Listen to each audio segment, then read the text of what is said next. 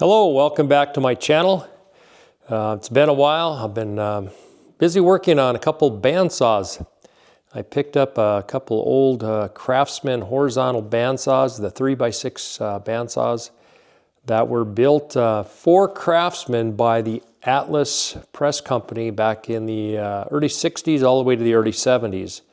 And you can tell by the some of the features on here just how they progressed and changed. So let me go ahead and show you what I did. These bandsaws were more rust than paint when I got them. They were in rough shape. This one was just grease. This one had been stored indoors, but it was just grease and dirt. So I borrowed a friend of mine's sandblaster, took him outside and sandblasted these down really well on my outside on a cement pad. And I want to flip this one over. I can show you.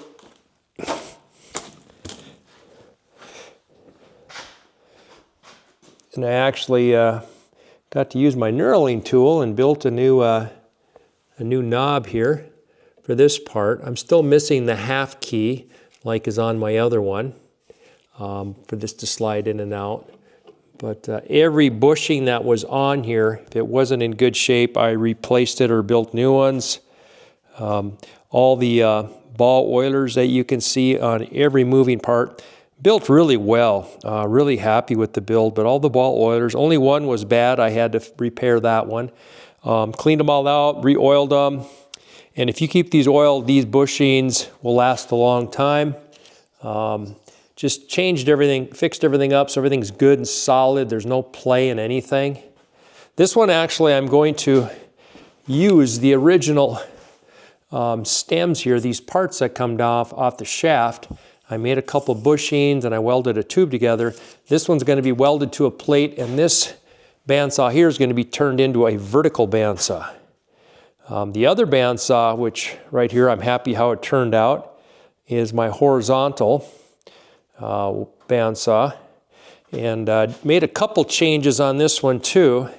The vise handle stuck out so far on this, so I actually cut off that much, and that way when it tucks under my table here, I'll show you how it slides under, it just didn't stick out on me, and it's still plenty long.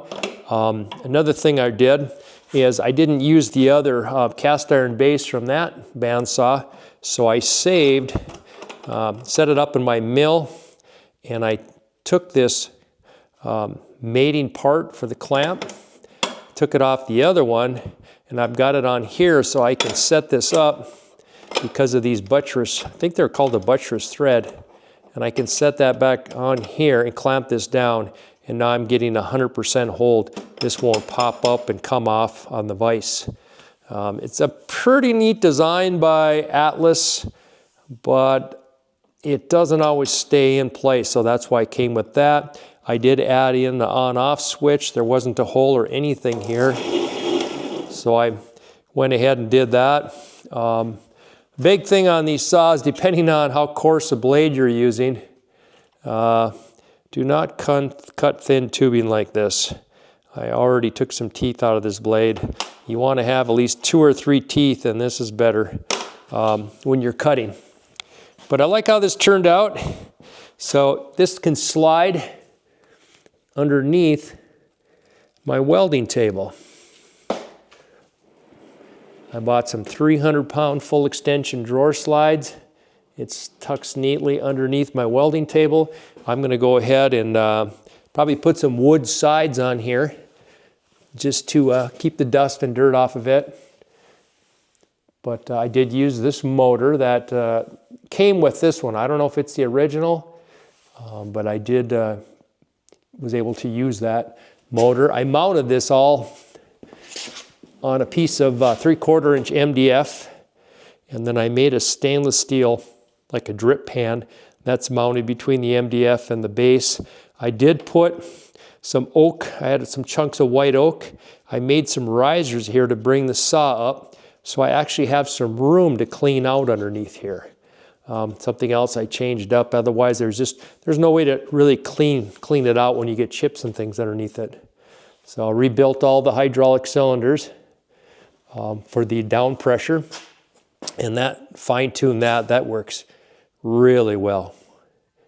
I'm really happy at how it turned out. I did add some legs on here that pop down.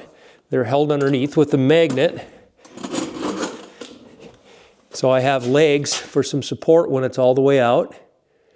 Those 300-pound drawer slides are so beefy that you really don't even need the legs. But if you're out using it quite a while and you got a heavier piece of stock, it's nice to have it in there. But really happy how this turned out. It's like one other guy said in his video, how did he ever get along without a bandsaw like this? I was really looking for a 4x6 bandsaw, but I couldn't pass these two bandsaws up. I just felt like I had to rescue them. This is back when you would find good castings. This is good cast iron that was used back in the day, made in America. These were made actually in Kalamazoo, Michigan for my research at the Atlas company there in Kalamazoo is where these were made. So just got some steel tubing that I welded underneath this table. And this table was just made from some old garbage pipe. But I welded some tubing under here, and then I mounted oak to the tubing, and then the drawer slides go on that, and just got all my distances set just right so it slides beautifully underneath there. The bottom of here, I have a magnet down here. Right, where am I? There it is. It's a magnet off of a hard drive from a computer, one of the thicker ones, and that holds those legs up in place very nicely. So really happy how this turned out. Been working on it for a while, step by step, just trying to make little modifications that made it more user-friendly. So thanks for watching, and let me know what you think.